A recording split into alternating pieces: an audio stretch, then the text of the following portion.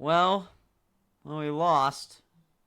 I mean, the longer we went in the playoffs, the more devastating the loss would be, right? Well, at least we didn't lose in a walk-off like in '93. Hello, everyone, and welcome back to another edition of It's Always Sunny in South Philadelphia. I'm your host, Riley Rich.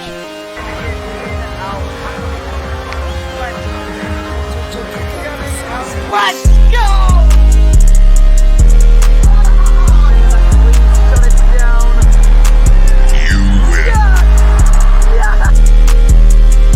Oh, that's another fly ball to center field. Garcia going back to the track. Leaping and gone! That one has enough distance to get out. We got so... You are listening to the It's Always Sunny in South Philadelphia podcast, covering the Philadelphia Phillies, the Philadelphia Eagles, and the Penn State Nittany Lions football team. And now, ladies and gentlemen, the host of IASSP, Riley Rich. Hello, everyone, and welcome back to another edition of It's Always Sunny in South Philadelphia, the last episode of the baseball season. I am your host, Riley Rich, and today, today we have to sit down and talk about the World Series, and you know, it's not something we get to look forward to. It's not something that I was looking forward to. Not something that I was expecting either. I mean, we weren't expecting a World Series appearance this year. It was a little bit of ahead of the curve, but, you know, every loss that we get is just another year of Bryce wasted. And that's basically tougher than anything. So, yeah, today we're going to have to talk about the World Series. Of course, you guys know that there hasn't been an NLCS video. Again, I've basically been delaying the whole thing, and I'm so sorry, guys. Like, again, I would love to make excuses. I mean, the only one I have is school comes first. School comes first, and that's just a fact. Other than that, I really have no excuse for being this late. But, which is going to segue nicely into what I'm going to say next. Before we begin this episode, there are a few things that I wanted to cover. Number one, I have created a Google form for you guys to fill out. I'm going to post it on like Instagram and Twitter and the descriptions of this episode. I'm going to post this on Saturday the 12th, so I would very much appreciate having that filled out by like Friday the 18th or Saturday the 19th. I would really like to see a lot of people fill this out because it's going to ask a lot of questions. Because, of course, you guys know we haven't done a football episode in like a month, and there's a reason for that. And my reasoning is I don't really have a ton of fun doing football episodes as I do baseball. So that's basically the main reason. But I'll get to that in a later episode. The form will do a little bit of talking about that. So, again, Google form in the description. Please, please, please fill that out. If you don't feel comfortable with answering a question, you don't have to, although there are some that are required. So that's it. And then usual stuff. Follow and subscribe wherever you listen, whether that be YouTube, Spotify, Google Podcasts, Apple Podcasts. You guys know the deal. Our numbers have been going up recently, even though we haven't been posting that many episodes. So thank you guys so much for that and for growing our audience. And, of course, merch. You guys know where to get merch. It's bonfire.com/store/IASSP-merch. And with all that being said, let's begin. Obviously, as you guys know, unless you have been living under a rock, which honestly doesn't really surprise me because this is one of the least watched World Series of all time, the Phillies somehow made their way to the World Series after beating the Padres in some movie-like style craziness, thanks to Bryce's home runs and whatever else. And we got to face the Houston Astros, who were undefeated going into the World Series. We knew it would be a tough task. We didn't have the no Rob Thompson excuse like we did against the Padres and the Dodgers and the Cardinals. But yeah, like we faced this team very late in the season and we lost the series. And now we face them again here in the World Series. And we start with game one, which was, again, this whole World Series is just surreal. I'm still not over it. I'm probably still not going to get over it. But Kyle Tucker with 2 home runs to start off the game. If you missed the first part of the game, too bad. You just saw that you were probably like me and saw that we were down 5-0, and we're like, all right, cool. Sick, bro.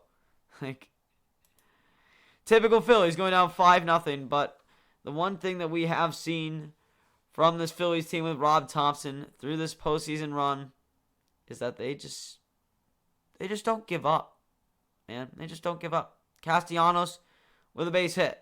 That brings home a run. You have 2 runners on for Alec Boehm, who goes right down the left field line, and he scores 2 of his own. Boom. 5-3. You're back in the game. 2 runners on for JT. Easy. He'll just bring him home in the 5th. You got yourself a tie game. And the Phillies literally battled back in the span of 2 innings. Starters for this one, you got Aaron Nola and playoff Verlander. The thing about Nola is, again, we know what Nola can do. We know the stuff that he has. Nola, you're either going to get a shutout performance and the best playoff performance of your life, or he's going to give him 5 or 6 runs. And wouldn't you guess it, it's the latter. 4 1/3 innings for Nola. 6 hits, 5 runs, 2 walks, 5 strikeouts. Not really the greatest. Alvarado came in, threw a nice solid inning. Eflin came in with an inning and a third. Ranger Suarez with 2/3 of an inning. You saw a little bit more of Ranger Suarez as we kept going, or like more Ranger Suarez out of the bullpen. He was our number 3 starter, but he wasn't like solidified as a starter. He basically was like moved like all around. So you got to see him in game 1.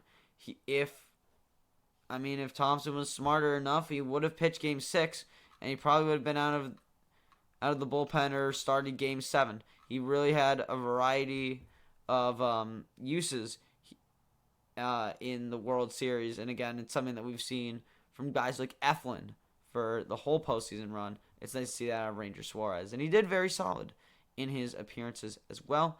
And then Seranthony with an inning and 2/3 out of the bullpen with 3 strikeouts, and David Robertson shutting down the save in the 10th.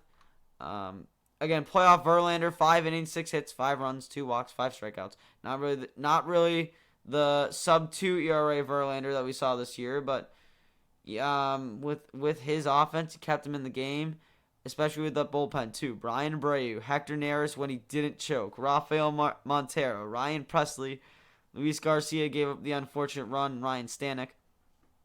The Astros, we knew it going into the playoffs that the Astros were probably the most complete team and probably had the most chemistry, had like a little bit of an edge over the Dodgers, and we knew that the Astros would be the best team that the Phillies would face. And they definitely showed that later on in the series, but defining moment in this one, again, just the Phillies able to battle back from being 5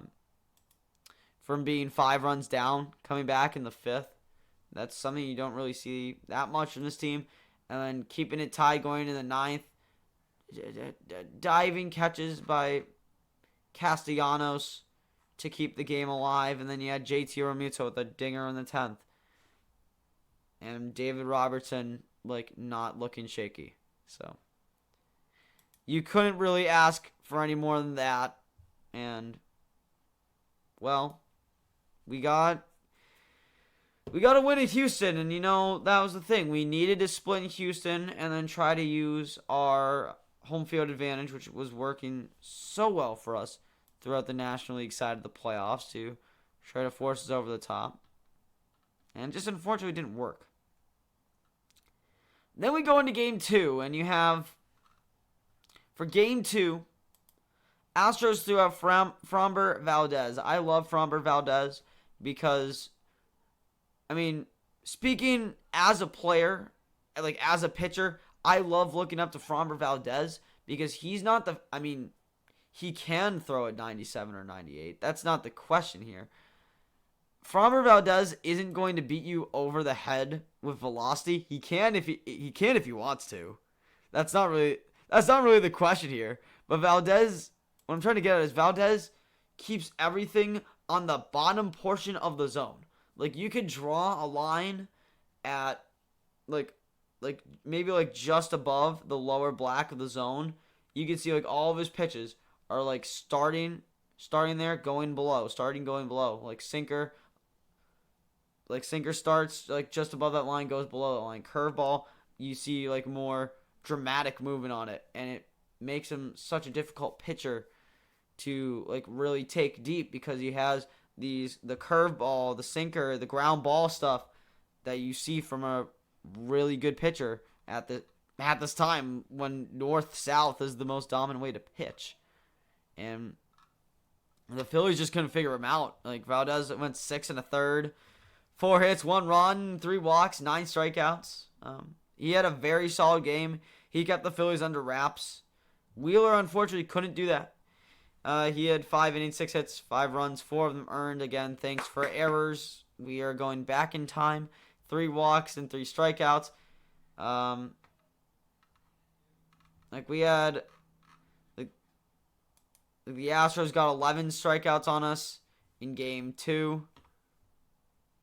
And just double checking my facts here that Phillies also struck out 11 times in game 1 and went 4 for 10 in game 1 with runners in scoring position, 8 runners left on base. Again, not solid or not great. Better than 0 for 7 with 7 runners left on. That's what we got in game 2.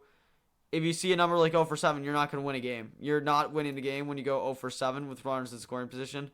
It doesn't matter where. It doesn't matter what momentum or energy you have. You can't win those games. It's just not possible. And then, again, like I said, Valdez with an amazing start. When you can have an amazing start like that and set up Rafael Montero, set up Ryan Presley, that bullpen for the Astros is so elite that, I mean, there's just, I wish there's something you could do about it. There isn't. 2 hits combined through 2 2/3 innings. Obviously not great.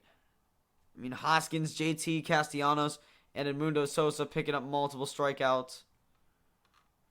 But the thing about the series, well, especially it mattered more for the Phillies than it did the Astros. But the story of the series was who was going to get to the starters first, who was going to like score runs in the first, who was going to be the spark plug of the series. And through the first 2 games, it was Houston. It easily was Houston scoring first, getting that advantage. You know, like even like game 2, like I was streaming game 2. You guys saw it with me. First pitch, double to left field. Second pitch, like sinker down the middle. It's like, all right, Zach. Like 1 missed location. You can do a little bit better than that. Like just get back in the game. You can get out of this. Like, you're good. Slider over the middle. The opposite way for Jordan. Like, that's scores a run. I'm really bad at this. Altuve, leadoff hit. Pena, the next pitch off the wall. Altuve's gonna score. Jordan, 4th pitch of the game, slider, opposite field, that gets down. And boom, 2-0 on the first 3 guys. And then Sosa threw a bad ball in the dirt. Hoskins' glove just went a little bit too low on the pick. He couldn't grab it cleanly. 3-0 Houston in the span of the first. And, I mean, you can't ask the Phillies to come from behind in back-to-back games. I mean, the fact that they were able to come back from 5 runs down in game 1 was just utterly spectacular. Like, none of us were expecting that. But it's not sustainable. Like, the things that the Phillies do, they're just not sustainable. That is what's leading to this team's downfall. That's what they need to work on the offseason, is to get more sustainable offense, sustainable production. And we'll talk about that more. I'll do an offseason episode later on. But the Phillies need to get more sustainable. Coming back from multiple runs down after the first 2 innings, I'm sorry to say, it's just not sustainable.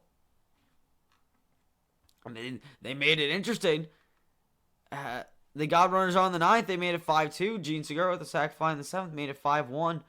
But at the end of the day, like, when you're 5 runs down in the fifth inning, can't start up your offense consistently, it's not looking good. But bottom line is that the Phillies were able to split in Houston, and now you can go back home. You can focus, you can breathe, you have a great home crowd. Even if you take 2 of 3 at home, you're going back to Houston up in the series, and you can finish it off. Game 3, first game at home. You had all of the Philly legends throwing out first pitches. You got first pitches. Everyone's amped. Everyone's excited. And the Phillies came out firing. Got it and won 7-0. You know, it's Bryce with a 2-run homer. This was the Lance McCullers are starting this game. Again, this series is basically going to be known as, well, Game 1 is going to be the Maldonado illegal bat game for Phillies fans. Not me, because it really doesn't matter, because it's not like Maldonado did anything anyway in the series. Game 2, Framber Valdez was pitching too good and was rubbing his glove hands, so Phillies fans thought that he was cheating. Obviously not, guys. It's I don't know if it's like I'm gonna call it trash can trauma. I don't know if it's like something from 2017, like, oh, the Astros are good, we automatically must assume that they're cheating. Not because they develop players well or anything, because we can't even do that. There's no way the Astros can play or develop if they're cheating in a postseason run. But Game 3 will be known as the McCullers game, like basically tipping his pitches. Bryce with a 2-run homer. I think, if I remember correctly, it was something in his leg kick that, like, Bryce was able to pick up on. He, called Bohm over in the bottom of the second before Bohm's at bat. Alec Bohm hits a home run into left center field on a line. It's 3-0. Marsh with a homer. Schwarber with a homer. Hoskins with a homer. Remember when we said ball goes, boom? Remember when we said that? Yeah, that's exactly what you got here. A 7-0 win. 5 home runs in the game. This is, Phillies offense at its finest. Ranger Suarez with an amazing Game 3. 5 innings, 3 hits, no runs, 1 walk, 4 strikeouts. An amazing game. Out of the bullpen, very solid. Connor Brogdon, Kyle Gibson, Nick Nelson, Andrew Bellotti, all tossing scoreless innings. Shutout all along. Again, another double-digit strikeout game for the Phillies. You see the cracks are forming. 3 strikeouts for Muto, multiple strikeouts for Hoskins, multiple strikeouts for Stott. But let's not, 0 for 3 with runners in scoring position, 2 runners left on base. But it's okay. We're hitting home runs, right? That's gonna carry us through a whole postseason series, right? Right. That's gonna carry us this whole time. And then I'll read McCullers' line first, just to keep on this positive note. 4 1/3, 6 hits, 7 runs, 1 walk, 5 strikeouts. Ryan Stanek. Jose Urquidy pitched 3 innings out of the. Ryan Stanek with 2/3 of an inning, finished out the 5th for McCullers. Jose Urquidy. I feel bad for Urquidy. He should have gotten a few starts in the postseason, but he pitched 3 solid innings out of the bullpen in Game 3. Looked very solid. I have no idea why he didn't get any starts, but I mean, whatever. But again, double-digit strikeouts, but we're hitting home runs, right? That's gonna carry us this whole series, right? Right, guys. All right, guys. We still don't have a hit. It's the 5th inning, and we still don't have a hit. All right, 7th inning, guys. We still don't have a hit. Can someone do anything? No. Nope. Because then we get to Game 4. And the Phillies make dubious history that changes the entire series on its head. And we're already 20 minutes into this episode. I might make this I might make this like 10 minutes long. Game 4 deserves to be 10 minutes long. The Phillies are the second team in World Series history to be no-hit. The second team in World Series history to be no-hit. And it's hilarious. It's like people didn't see this coming. You heard me read it to you guys. Like, even though when we were winning in this series, we were getting 11 strikeouts in game 1, 10 strikeouts in game 2, 11 strikeouts in game 3, double-digit the amount of strikeouts. We can't do anything with runners in scoring position. Literally, going 0 for 7 with runners in scoring position in game 2, going 0 for 3 with runners in scoring position in game 3, going 0 for 2 with runners in scoring position in game 4. We literally couldn't do anything. We can't make contact. Like, we cannot consistently make contact. Gene Segura. Gene Segura is the only player on the Phillies that can make consistent contact. 2 out of 3 times, Gene Segura can make contact. He lines out. He strikes out. He gets out too. He can have 0 for 4 games. Everyone else is less consistent. They can't hit consistently. We knew this going in. We knew this going into the season too.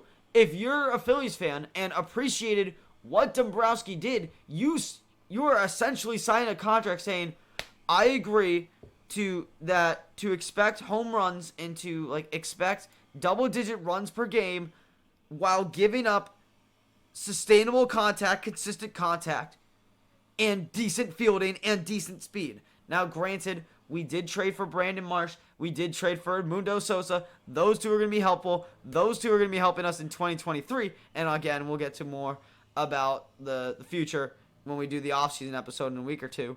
But we can't make consistent contact. Even when we were winning, we were striking out double-digit times. I'm sounding like a broken record, and people just were shocked when we couldn't hit, when we literally got no hit. And again, it doesn't help that Christian Javier is like one of the most underrated pitchers this year. 6 innings, 2 hits, 2 walks, 6 innings, 2 walks, 9 strikeouts. And again, it also doesn't help, even when you have a guy like Javier, even if Urquidy was starting this game, even if Luis Garcia was starting this game, it doesn't matter, the pitch count for these guys. They have a lower pitch count. I understand that. The fact of the matter is the Astros have one of the best, if not the best bullpen in the league.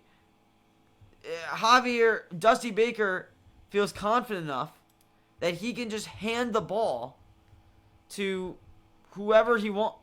He can hand the ball off to Brian Abreu. He can hand the ball off to Rafael Montero. He can hand the ball off to Ryan Presley. He can hand the ball to Hector Neris. Hector Neris, for whatever reason, isn't self-destructing. I don't know. It would have been nice to see that when he was with us. But, at the end of the day, the Astros have bullpen pieces that have been consistently good. More than 2. Don't give me the Seranthony and Jose Alvarado excuse. You can't rely on 2 pitchers. You just can't. We need to get more pitching in the offseason. But again, I'm trying my best to save it for the offseason, but it's already free agency, so I'll try my best. Aaron Nola started this game. He went 4 innings, 7 hits, 3 runs given up, no walks, 4 strikeouts. Alvarado went an inning, 2 hits, 2 runs. Astros scored 5. That's all they needed. That's all they needed. And it was literally just one bad top of the 5th. Bases loaded. Alvarez gets hit. Bregman with a double. That scores 2. Tucker with a sac fly. And Yuli Gurriel the base hit. Yuli Gurriel being 36 or 37 and still producing. That's just incredible. Not something our team could do. But again, Nolan Alvarado just got touched up a little bit. And Bellotti, David Robertson, Zach Eflin, Brad Hand. Shut it down in the bullpen. I'm not saying that the Phillies bullpen is bad, just to clarify. I'm not saying that it's bad. It's good when it wants to be. It's not consistently good. Like, that's the problem that our bullpen has, is that it looks like the best bullpen in the world for differing times, and also can self-destruct whenever it wants. The Astros bullpen is very consistent. And again, 14 strikeouts for the Phillies. 0 for 2 with runners scoring position. Obviously, we didn't get any hits. 3 runners left on. 3 strikeouts for Realmuto. 3 strikeouts for Castellanos. 3 strikeouts for Bohm. Again, like I'm saying, Gene Segura, only one that can make contact. He didn't even strike out. He just got unlucky.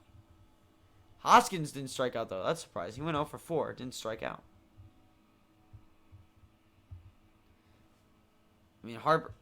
We got stolen bases. That's good. Kyle Schwarber in Game 1 gave everyone free tacos. I wish I did not take advantage of that, but wish I did.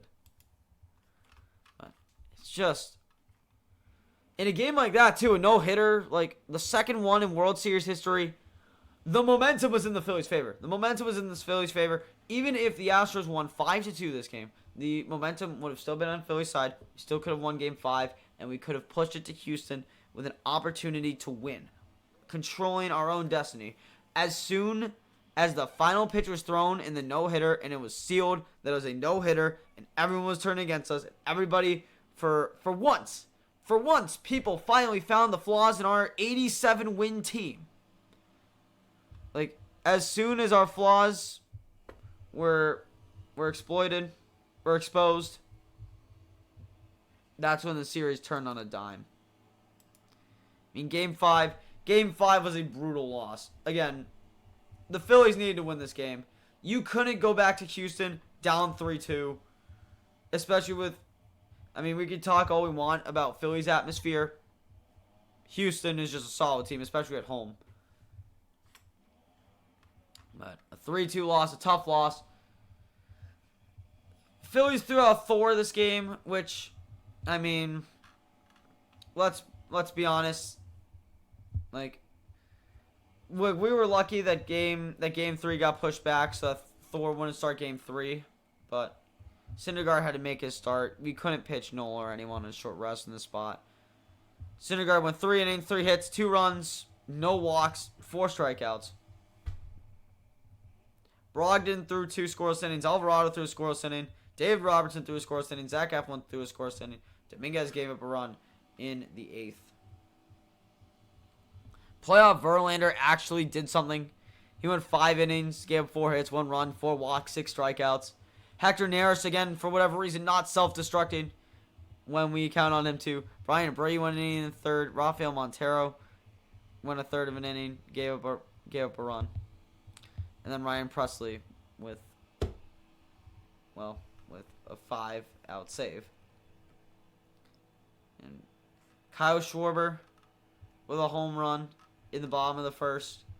I mean, again, like, the fact, I love Kyle Schwarber. The fact, like, he's perfect. He literally, he said himself, like, I'm not going to say the explicit version, but, like, he literally didn't care. He didn't care that he got World Series. Again, it's just a loss. It's, like, they knew that they couldn't make solid, consistent contact. Like, Schwarber's post-game speech after Game 4 was perfect. Like, that's the wake-up call that Phillies fans needed. And then he went out and hit a home run to tie it up at 1. Again, Astros scoring consistently early in the game, like, forcing the Phillies to retaliate. The Astros were in control this whole series. And that's what led to the downfall. And then Jeremy Pena, like, Thor literally just needed 1 more out. Pena hits a home run to give the Astros the lead. Jordan with the RBI ground out, and then Segura with a line drive that made runners on the corners in the bottom of the 8th, and then we just couldn't get the job done. We had a chance too. We had multiple chances to come back. Let's look at this bottom of the 8th. Let's look at the bottom of the 8th. was when, so the Astros, for context, Astros just took the lead. You had Rafael Montero coming into the game. Nick Castellanos starts it off with a walk. Then you have Alec Boehm striking out. And then stop walks. You have first and second, 1 man out. Segura the base hit. He makes it 3-2. You have runners on the corners. You have Ryan Presley coming into the game. Ryan Presley, he's a great pitcher. I love what he's done. He changed his career. Ryan Presley is a great guy. Ryan Presley is not unbeatable. Like, this is a spot where you can easily, you just need a ball in the air. You need a ball in the air to the outfield, score the run, tie the game. And, hey, Brandon Marsh comes to the plate. Takes terrible swings. Swung on sliders inside. 2 away in the bottom of the 8th. And Kyle Schwarber grounding out to first base. And that's how the 8th ended. Our best chance to win the game. And even afterwards, Chas McCormick. You know what? I might have to show a picture of that. It's just the Chas McCormick catch. Again, that, if the 8th inning was enough, that Chas McCormick catch basically just ended it. I mean, Harper got hit by a pitch. We got runners on, but game was over. When you can't score a run in the 8th, 1st and 3rd to tie the game in the World Series, the game's over. And we lost Game 5. And the Astros made it a 3-1 or a 3-2 series lead for Houston going into Game 6. The odds were against us, but you got to understand when you look at Game 6, right? Especially with the way that we were lined up. We had Zach Wheeler for Game 6. Ranger Suarez, probably one of our more consistent pitchers for Game 7. You might be able to use Aaron Nola on short rest.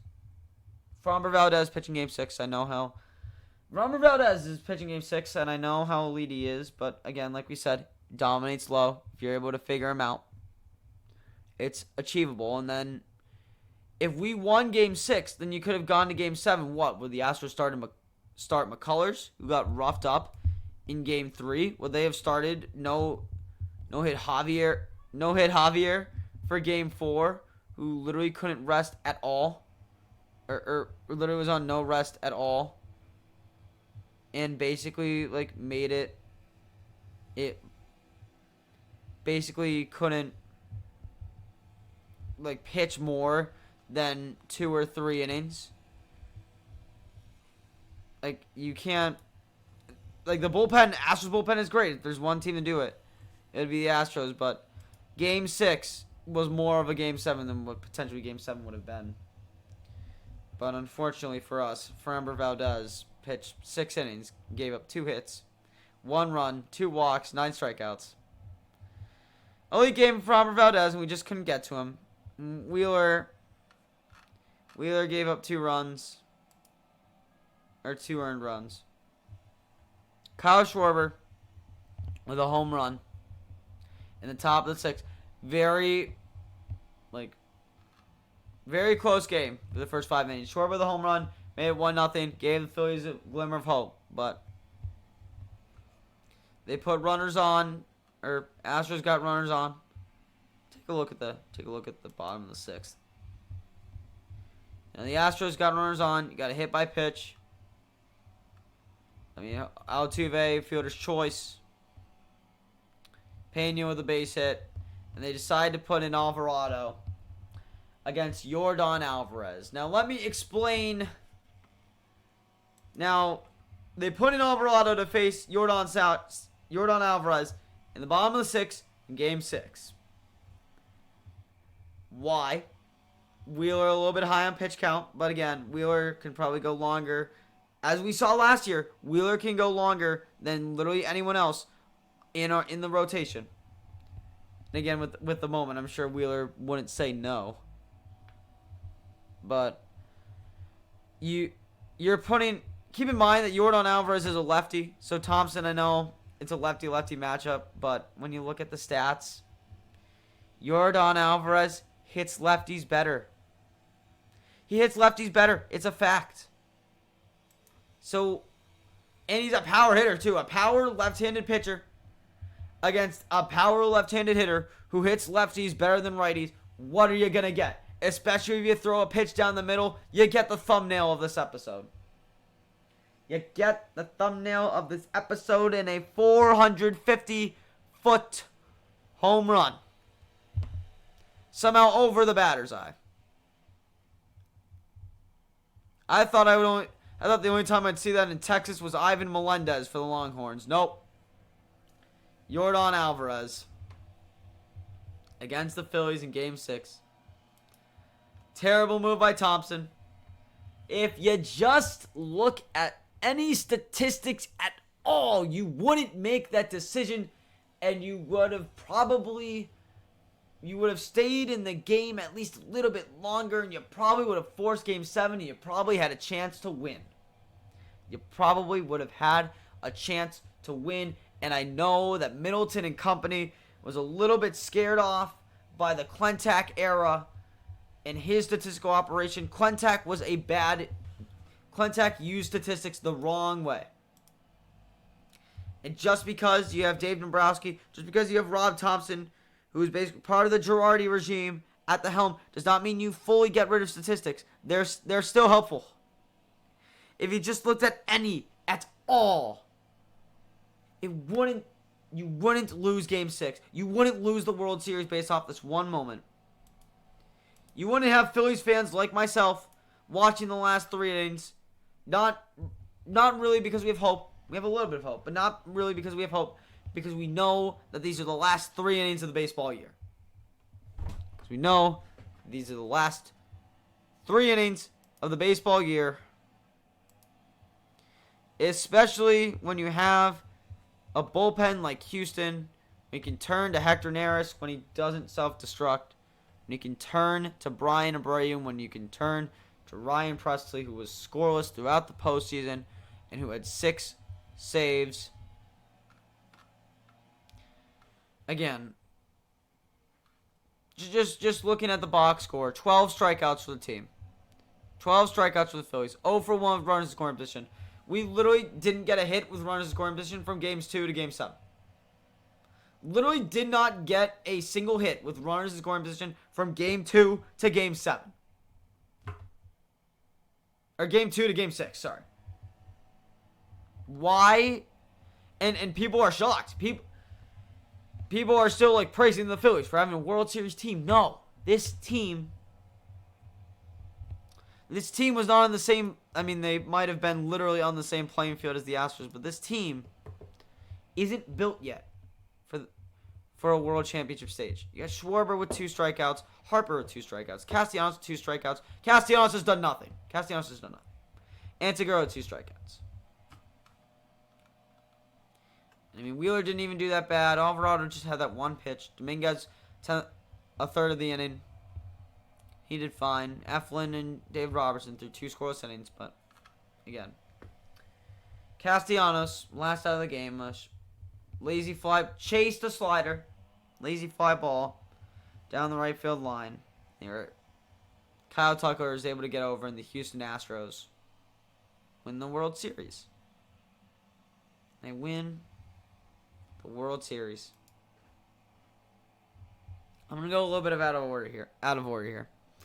Sorry, I'm going to a little duck here. I'm going to duck. I'm going to do Philly of the Week right now. Philly of the Week, I mentioned this before. It goes to Kyle Schwarber for the way that he handled the no-hitter, because he was very rational in the way he handled the no-hitter in the press conference, and the way he hit so many home runs. He's clutched throughout the series. Hyped up the Phillies in Game 5, and unfortunately it wasn't enough. But Kyle Schwarber gets Philly of the Week, so congratulations to him. Now, I'm just gonna spend a few minutes, kind of just talk about the future. What does this mean? We climbed the mountain. We finally climbed the playoff mountain. We made it for the first time in 11 years. we beat the Cardinals, which honestly, if you looked on paper, probably an easy series to predict. Even I predicted that. I mean, then again, I did predict the Astros to win the World Series, so I'll take that. Beating one of our biggest rivals in the NLDS is something that Phillies fans will never forget. That's something that we can hold over the Braves for this whole year. That being said, until the Braves sign a free agent, like, I don't know, like DeGrom. Like, the Braves are going to go sign DeGrom and make us forget this whole thing. Beating the Padres in the NLCS, who signed their superstar Manny Machado the same year that we signed Bryce. That's very sentimental too. Having Bryce face Blake Snell after his injury, very sentimental. Going to the World Series in our first playoff appearance in 11 years. I mean, this team had flaws. I know. I'll be the first person to tell you. I'll be the first person to stand up in Town Square and say that this team had flaws. But at the end of the day, you can't deny how magical this run was. We just weren't like the 2021 Braves. We weren't like the 2019 Nationals. We couldn't put everything together. But, you know, this was expected. We expected to lose. We weren't going to win a World Series, you and I, but you guys know that. We all know that. But the biggest test is coming right now. Right now. Right over the next 2 or 3 months, where we got the offseason. And I'll do a little bit of a preview on this. I mean, we already had club options. Nola taken. Good job. Like, we got Nola. He's staying here. Eflin, he himself declined $15 million. Yeah, good luck, buddy. Like, we can offer you a contract, but it's not going to be $15 million. And Gene Segura, $17 million play option. I get that it's a lot. I do understand the Philly side of it. That was a lot of money, and I understand. But he is the only one in our team that makes consistent contact. If I were the Phillies, I would have picked that up. Had one more year of consistent contact, but no. They left Segura, and they're probably going to try to go get Bogarts or Turner, which do not go get Correa. Do not go get Swanson. We need someone with consistent contact to replace Segura. But I'll talk about that more in the offseason video. And that's going to do it for this episode of It's Always Sunny in South Philadelphia. Again, if you stuck around for this whole thing, thank you. Thank you so much for staying here for this whole World Series episode. I know that it's been a while, and I know that like I made you guys wait for a very long time, and I'm sorry for that. But thank you guys for sticking with me. One more reminder, please go fill out that Google form in the top of the description, especially if you are a football fan, because this is directly going to impact the football part of our show. I'm going to release a video next week, like next Friday or next Saturday, called State of the Union. It's basically going to act as our Season 2 finale, depending on, like, it might actually be our Season 2 finale, based on what the results are of the football content. And then we'll have a little baseball award show. Got some Sad Man awards that you can vote on in the Google form as well. So we're going to go fill out the Google form, merchbonfire.com/store/ISSP-merch. And remember, even if the Phillies, don't find a replacement for Segura, even if we keep neglecting the rotation in the relief corps, even if we get another guy with a 20% strikeout rate, keep your heads high, because it's always sunny in South Philadelphia. Thank you guys for such a magical baseball year, and I will see you guys next week for our State of the Union.